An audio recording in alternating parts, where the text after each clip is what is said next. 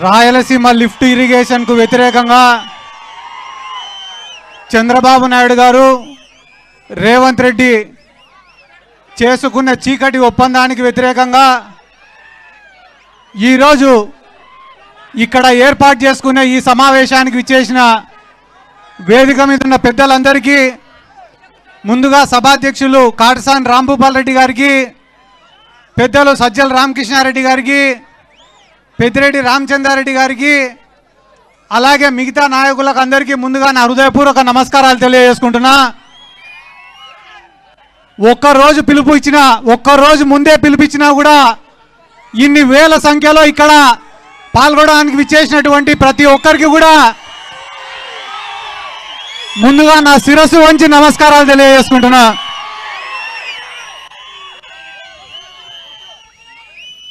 ముఖ్యంగా Rayalaseema lift irrigation అంటే మా జిల్లాలో ఉండే తెలుగుదేశం పార్టీ నాయకులు, రాయలసీమ ఉద్యమకారులు అని చెప్పుకునే చాలా మంది కూడా గడిచిన 2 రోజుల నుంచి ఈ రాయలసీమ లిఫ్ట్ ఇరిగేషన్ వేస్ట్ అని చెప్పడం మొదలుపెట్టినారు. మాకు చాలా బాధగా ఉంది. ఎందుకు బాధగా ఉందంటే వైఎస్ రాజశేఖర రెడ్డి గారితో పాటు మా తాత బైరెడ్డి శేషసేనారెడ్డి గారు కూడా ఇదే పోతిరెడ్డిపాడు విస్తీర్ణం పెంచాలని చెప్పి, పెంచితే తప్ప రాయలసీమ బాగుపడదని చెప్పి ఆ రోజు పాదయాత్ర చేసినారు. ఆ రోజు కథలన్నీ మర్చిపోయినారు.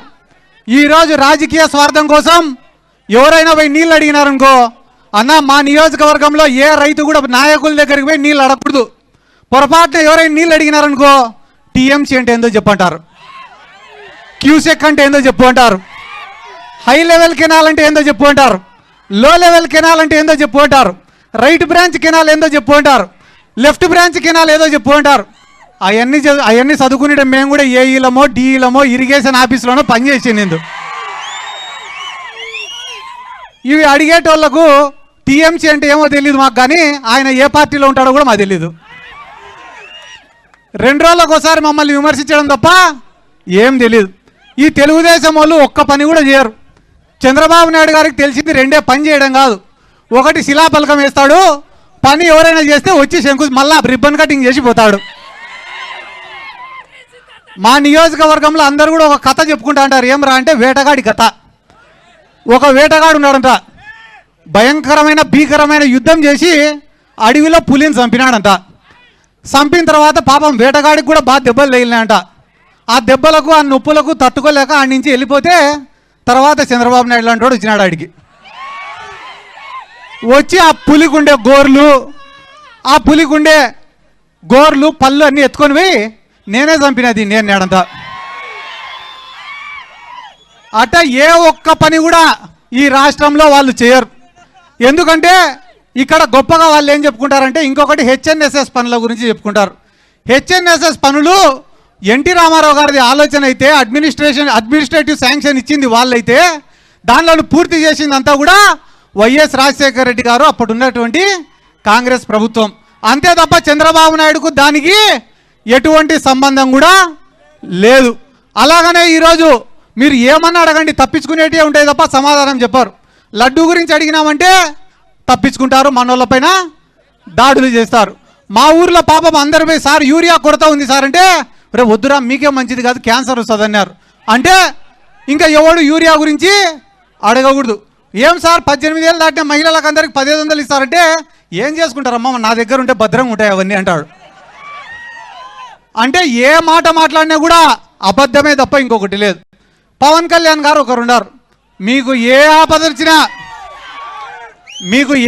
వచ్చినా నాది పూచి నన్ను నమ్మి ఆ పక్క ఓటేయండి అని అడిగినారు. పాపం నమ్మి ఓటేస్తే 2 సంవత్సరాలు అయింది. ఈ రోజు వరకు మా నియోజకవర్గాల పక్కకు కూడా రాలేన్నాం. ఆయన కేవలం 2-3 నియోజకవర్గాలు తప్ప ఏడ తిరగాడు. కాబట్టి ఒక్క మాట మీకు అందరికీ చెప్పేదన్నా, ఇక్కడ వేదిక మీద ఉన్న పెద్దలకు అందరికీ నా రిక్వెస్ట్ ఏమరా అంటే, రాయలసీమకు కానీ మీ నెల్లూరు జిల్లాకు కానీ ఎక్కడికి నీళ్లు పోవాలన్నా మా నందికొట్కూరు తాలూకా నుంచే పోవాలా.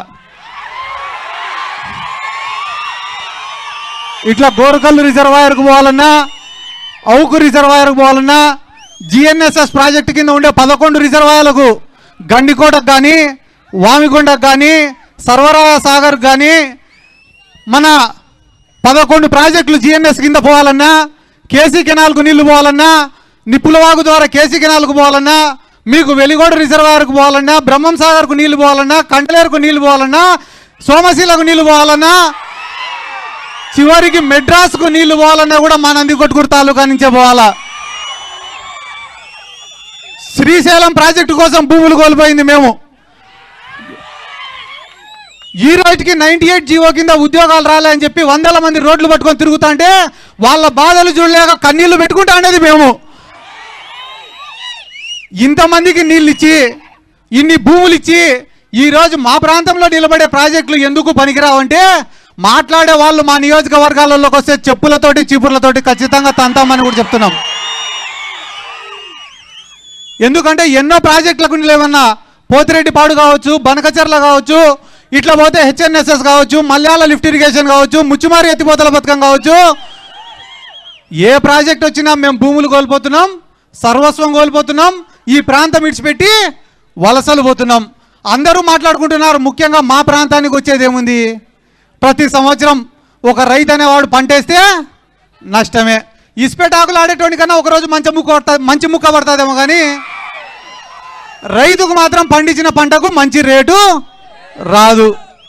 ఒరే మొక్కజొన్న కొనుగోలు కేంద్రం పెట్టండి రా, ఆ మూల నుంచి ఈ మూల వరకు మొక్కజొన్ననే వేసినాం రా మేము అంటే మొక్కజొన్న కొనుగోలు కేంద్రం మాత్రం పెట్టరు. ఈరోజు కొత్తగా కందుల కొనుగోలు కేంద్రాలు పెడతారట. నేను నిన్ననే అందరిని అడిగినా ఎందుకు పెట్టినారా కందుల కొనుగోలు కేంద్రం అంటే, అన్న పంట లేదన్నా అందుకని పెట్టినాడు అని అడుగుతా. కాబట్టి ఇంకా పెద్దలు చాలామంది మాట్లాడేది ఉంది. అన్న మీకు రిక్వెస్ట్ చేస్తున్నా, పెద్దిరెడ్డి రామచంద్రారెడ్డి గారిని, సజ్జల రామకృష్ణారెడ్డి గారికి కానీ ఈ ప్రాజెక్టులన్నీ పూర్తి అయిపోతాయి, జగన్మోహన్ రెడ్డి గారు ముఖ్యమంత్రి అయిపోతారు. ఈ నందికొట్కూరు నియోజకవర్గంలో మాకు రైతాంగం, వ్యవసాయం తప్ప వేరే ఆదాయ వనరులు ఏమీ కూడా లేవు. ఈ ప్రాంతంలో 95% మంది బీసీలు, ఎస్సీలే కాదన్నా ఓసీలు కూడా 95% మంది పేదవాళ్ళే తప్ప డబ్బులు ఉన్న వాళ్ళు ఎవరు కూడా లేరు. ఎవరో ఇద్దరో ముగ్గురో తెల్ల సొక్కాలు వేసుకొని వచ్చినా వెనకన్నీ బొక్కలే తప్ప ఏమీ లేవన్నా. మేము ఇటువంటి మీటింగులు పెట్టాలనుకున్నా కూడా, పార్టీ కార్యక్రమాలు చేయాలనుకున్నా కూడా అందరికీ ఒక భారమైన ఒక 2-3% డబ్బులు ఉండే వాళ్ళు ఉన్నారు, కానీ వాళ్ళు అవతల పార్టీలో ఉన్నారన్నా. కాబట్టి వ్యవసాయం లాభసాటికన్నా జరగాల, లేదా ఏమైనా పరిశ్రమలన్నా రావాలా, లేదా వ్యవసాయానికి సంబంధించిన పరిశ్రమలన్నా రావాలా, లేదా ఒక అగ్రికల్చర్ యూనివర్సిటీ రావాలా. మీలాంటి పెద్దలు పోయి జగన్ సార్కు చెప్తేనే మా లాంటి వాళ్ళ కష్టాలు తీరుతాయన్నా.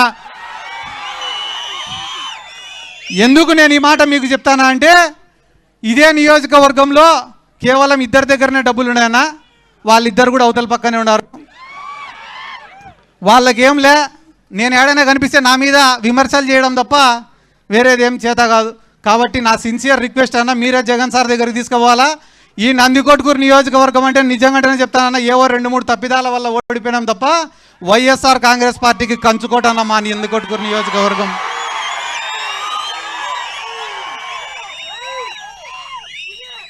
రేపు ఇప్పటికిప్పుడు ఎన్నికలు జరిగినా కూడా భారీ మెజార్టీతో మనం గెలిచడం ఖాయం ఈ నియోజకవర్గంలో.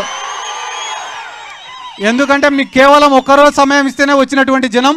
కాబట్టి మాకు కూడా ఇంతగా గడిచిన 2 రోజులుగా సహకరించినటువంటి కాటసాని రాంభూపాల్ రెడ్డి గారికి, మిగతా వేదిక మీద ఉన్న పెద్దలకు అందరికీ నా ధన్యవాదాలు తెలుపుకుంటూ మరొకసారి మీకందరికీ నా శిరస్సు వంచి నమస్కారాలు తెలియజేసుకుంటూ సెలవు తీసుకుంటున్నాను. జై జగన్, జై జగన్, జై రాయలసీమ.